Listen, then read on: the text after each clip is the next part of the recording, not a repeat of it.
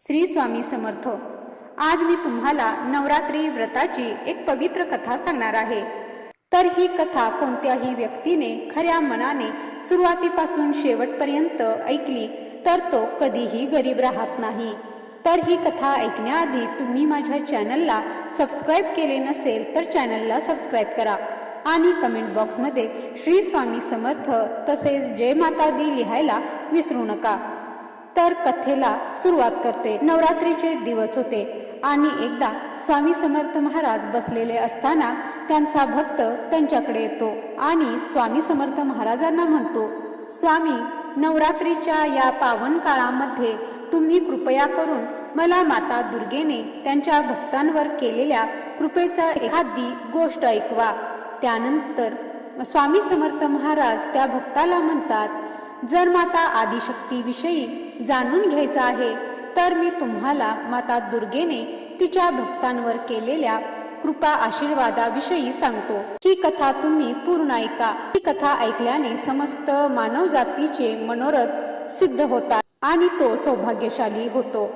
च्या कलियुगामध्ये कसं वागावं हे या गोष्टीमधून तुम्हाला समजून जाईल आणि तुम्ही आयुष्यभर ही गोष्ट जर पाळली तर नक्कीच तुमचं जीवन सुखी होईल।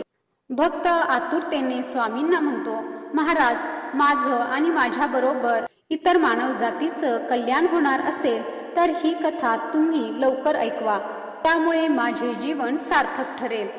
भक्ताचे बोलणे ऐकून महाराज कथेला सुरुवात करतात आणि सांगतात, काही काळापूर्वीची गोष्ट आहे।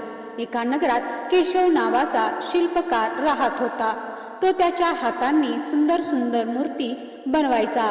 नंतर तो त्या मूर्ती शहरात जाऊन विकायचा। या प्रकारे तो त्याच्या कुटुंबाचे पालन पोषण करायचा। केशवचे लग्न एका अत्यंत सुशील अशा सुंदर स्त्रीशी झाले होते।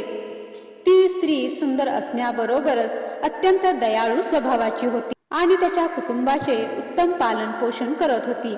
असेच दिवस जात होते, पण एके दिवशी केशव त्याच्या मूर्ती घेऊन शहरात विकायला गेला आणि मूर्ती बाजारात विकत असताना अचानक त्याच्या दुकानात एक माणूस येतो आणि केशवकडून मूर्ती घेतो।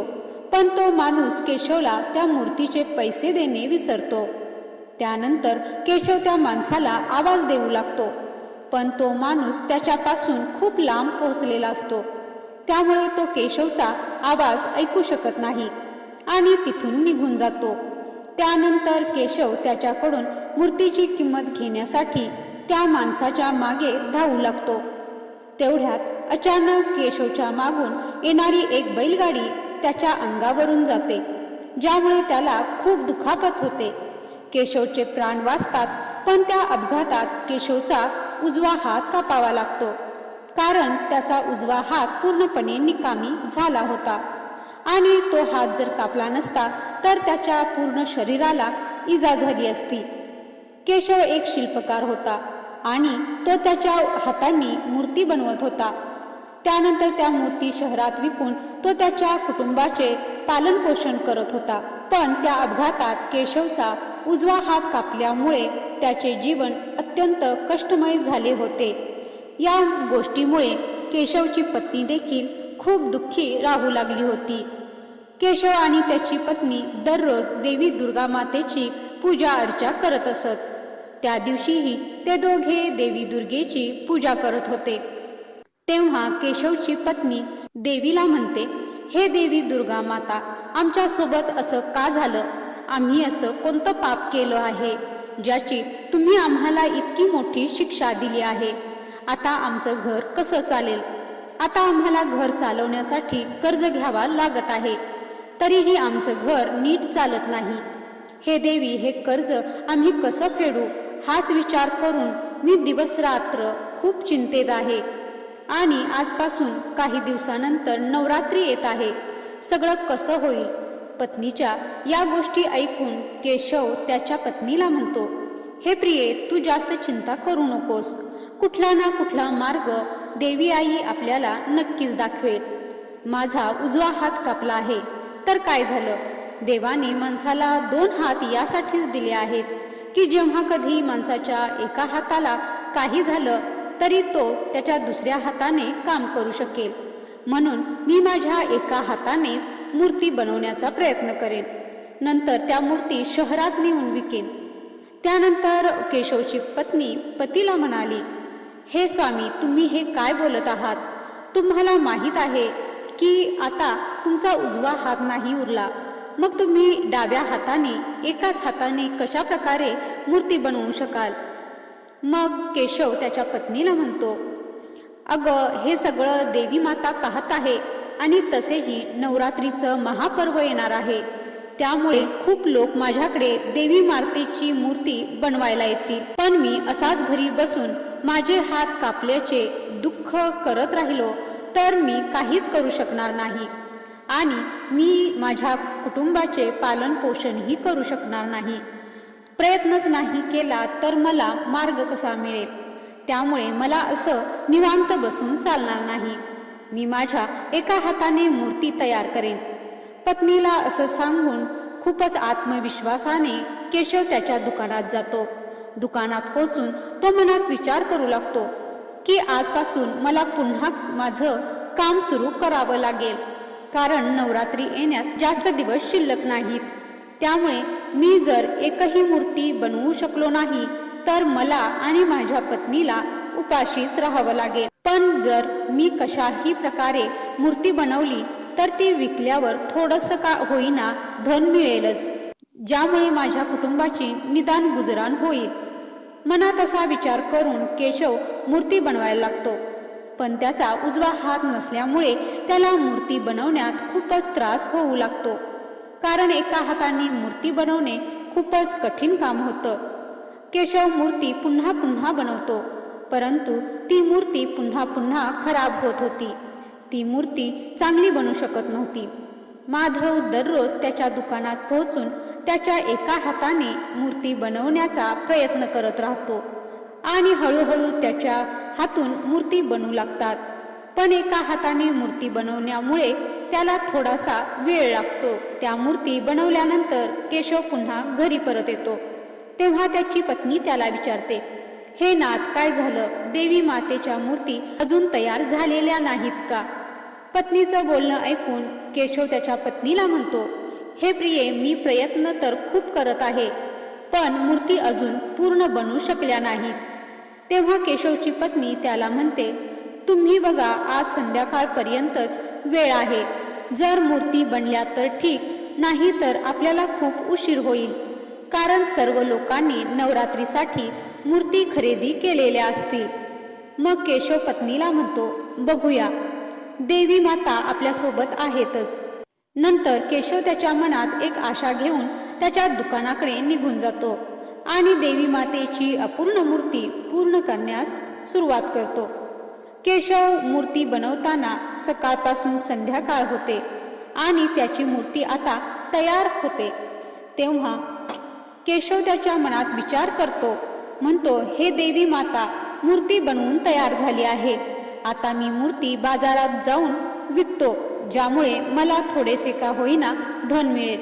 माझ्या घराची थोडीफार स्थिती सुधारेल.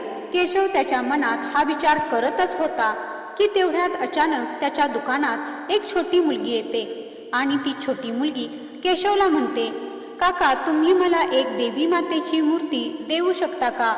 कारण माझी इच्छा आहे की मी या नवरात्रीत देवी मातेची स्थापना करावी.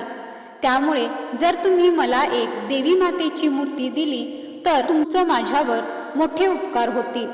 त्या छोट्या मुलीचं बोलणं ऐकून केशव त्या छोट्या मुलीला म्हणतो, हे मुली, ही मूर्ती विक्रीसाठी आहे, त्यामुळे तुला ही मूर्ती अशीच देऊ शकत नाही. तेव्हा ती छोटी मुलगी केशवला म्हणते, मी तुमच्याकडे विनंती करते काका की कृपया करून मला ही मूर्ती द्या. माझ्याकडे पैसे नाही आहेत, पण मला यावेळी मातेची स्थापना करायची आहे. त्यामुळे जर तुम्ही मला ही मूर्ती दिली तर मी देवी मातेला सांगेन की त्यांनी तुमचे सर्व त्रास दूर करावेत, तुमच्या सर्व इच्छा पूर्ण कराव्यात. त्या छोट्या मुलीच्या बोलण्यावर केशव त्याच्या मनात विचार करू लागतो की ही छोटी मुलगी मोठ्या आशेने माझ्याकडे आली आहे, तिचं मन दुखवता कामा नये. त्यामुळे मी तिला रिकामं पाठवू शकत नाही. पण जर ही मूर्ती मी या मुलीला अशीच फुकट दिली तर माझ्या घराची गुजराण कशी व्हायची, मोठेच कठीण होईल. तरी पण या मुलीला मी निराश करू शकत नाही, कारण ती ही देवी मातेचंच एक रूप आहे. त्यामुळे माझ्या समस्येवर देवी माताच काही ते निर्णय घेईल. मी या मुलीला ही मूर्ती देऊन टाकतो, असा विचार मनात करून केशव त्या छोट्या मुलीला म्हणतो, हे कन्या, हे घे, तू ही मूर्ती ठेव, मी विक्रीसाठी दुसरी मूर्ती बनवेन. मग केशव त्या छोट्या मुलीला ती मूर्ती देतो. केशव जसे त्या छोट्या मुलीच्या हातात देवी मातेची मूर्ती ठेवतो तसे लगेचच ती छोटी मुलगी तिचं रूप बदलते आणि साक्षात देवी मातेच्या रूपात येते. केशव साक्षात देवी मातेला त्याच्या समोर पाहून मोठ्या आश्चर्यात पडतो. मग तो तात्काळ देवी मातेच्या चरणांवर पडतो आणि माता दुर्गेला सांगतो, हे माता, आज तुमच्या दर्शनामुळे माझं जीवन धन्य झालं आहे. तुम्ही माझ्यासारख्या तुच्छ मनुष्याला दर्शन देऊन माझं जीवन धन्य केलं आहे. तेव्हा दुर्गा माता केशवला म्हणते, हे वत्सा, मी तुझ्या भक्तीने आणि तुझ्या प्रामाणिकपणामुळे तसेच तुझ्या दयाळूपणामुळे खूपच प्रसन्न आहे. तू तुझ्या कठीण काळातही माझं नामस्मरण करत राहिलास आणि तू तुझा कोणताही फायदा न पाहता एका मुलीला निस्वार्थ भावनेने मदत केली आहेस. त्यामुळे मी खूप प्रसन्न झाली आहे. तेव्हा हे पुत्रा, मी तुला एक वरदान देते की तू कोणत्याही मातीला तुझ्या हाताने स्पर्श करशील, ती माती एक जादुई माती बनून जाईल आणि तू तुझ्या मनात जो काही आकार बनवशील ती माती आपोआप त्या आकाराची बनून जाईल, ज्यामुळे तुला एका हाताने मूर्त्या बनवण्याची आवश्यकता भासणार नाही. माता दुर्गा यांच्या या बोलण्यावर केशव माता दुर्गेला म्हणतो, हे माते, तुझे खूप उपकार झाले. तेव्हा माता दुर्गा केशवला म्हणते, हे पुत्रा, पण तू या शक्तीवर कधीही गर्व करू नकोस आणि जर तुला कोणीही गरजू व्यक्ती दिसली आणि तो तुझ्याकडे जर मदत मागायला आला तर त्या व्यक्तीला तू नक्कीच मदत कर. एवढं सांगून देवी माता अंतर्धान पावते. या वरदानामुळे केशवला असं वाटायला लागले की त्याचे दोन्ही हात त्याला परत मिळाले. मग केशव प्रतिदिवशी त्याच्या हाताने मातीला स्पर्श करतो आणि त्या जादुई मातीला त्याच्या मनानुसार आकार देतो, ज्यामुळे आता त्याला मूर्ती बनवण्यात कोणतीही अडचण येत नव्हती. आणि अशा प्रकारे तो प्रत्येक दिवशी अनेक मूर्त्या त्याच्या मनानुसार बनवू लागतो. तो त्याच्या त्या मूर्त्या बाजारात विकतो आणि त्याच्या बनलेल्या मूर्त्या खूपच सुंदर आणि आकर्षक असतात. केशवच्या मूर्त्या इतक्या आकर्षक आणि सुंदर असतात की त्याच्या मूर्त्या खरेदी करण्यासाठी लांबच लांब रांगा लागतात. केशवच्या मूर्त्या खरेदी करण्यासाठी दूरदूरच्या नगरातून लोक येतात आणि त्याच्या मूर्त्या खरेदी करून घेऊन जातात. अशा प्रकारे दिवस जात असतात. मग पाहता पाहता देवी मातेच्या वरदानामुळे केशवचे दिवस सुधारतात. त्याचे सर्व कर्ज संपते. आता केशवची पत्नीही आनंदी राहू लागते. आता केशवला कोणत्याही गोष्टीची कमतरता नव्हती, कारण आता त्याच्याकडे जे काही हवे होते ते सर्व काही होते. केशव प्रतिदिनी त्याच्या मनाने विचार करून जादुई मातीने मूर्त्या बनवत होता आणि त्या शहरात विकून तो अधिकच धनवान होत होता. अशा प्रकारे दिवस जात होते. हळूहळू केशव धनवान बनला होता. एक दिवसाची गोष्ट आहे. केशव त्याच्या दुकानात मूर्ती बनवत होता.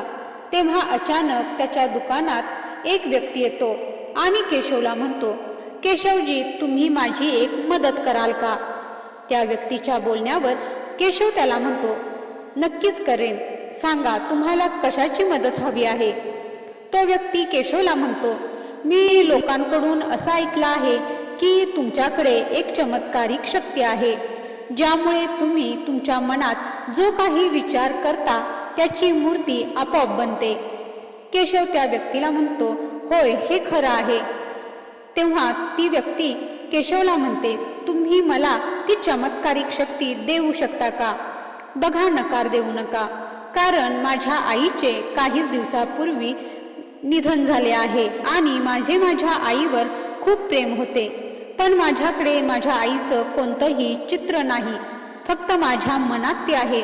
म्हणूनच जर तुम्ही मला ही शक्ती दिली तर मी माझ्या मनाने विचार करून माझ्या आईची एक मूर्ती बनवू शकतो, जी सदैव माझ्याजवळ मी ठेवीन.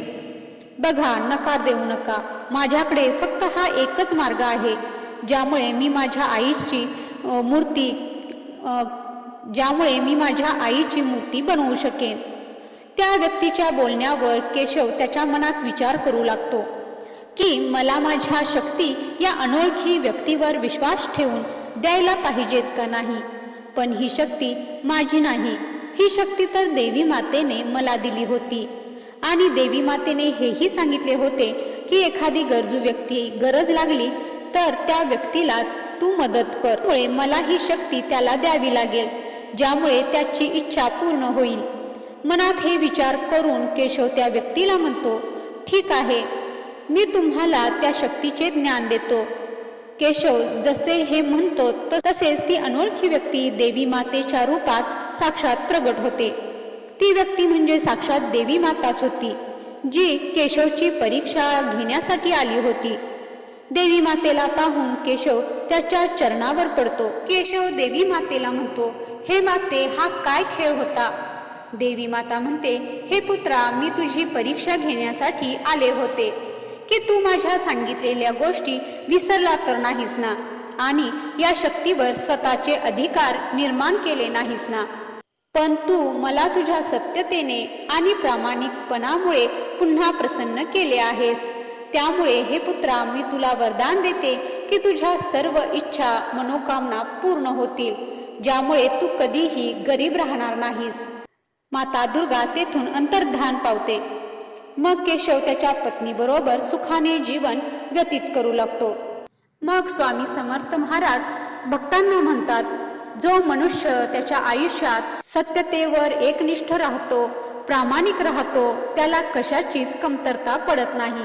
देव नेहमीच भक्तांची परीक्षा घेत असतो, पण भक्ताने कितीही अडचणी आल्या तर न डगमगता सत्याचीच बाजू घ्यावी आणि प्रामाणिक राहावी.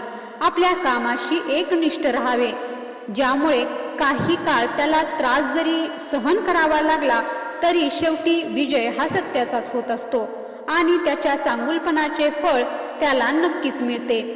आयुष्यात सुखानंतर दुःख आणि दुःखानंतर सुख हा निसर्गाचा क्रम आहे.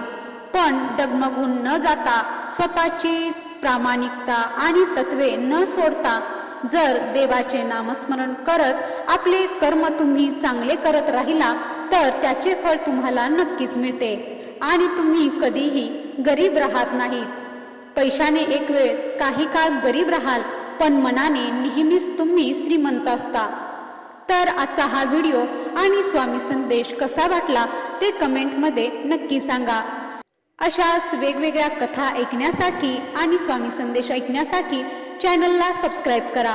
व्हिडिओ आवडला असेल तर व्हिडिओला लाईक करा, शेअर करा आणि माझ्या चॅनलला सबस्क्राईब करा. व्हिडिओ शेवटपर्यंत पाहिल्याबद्दल धन्यवाद. जय श्री स्वामी समर्थ. जय माता दी.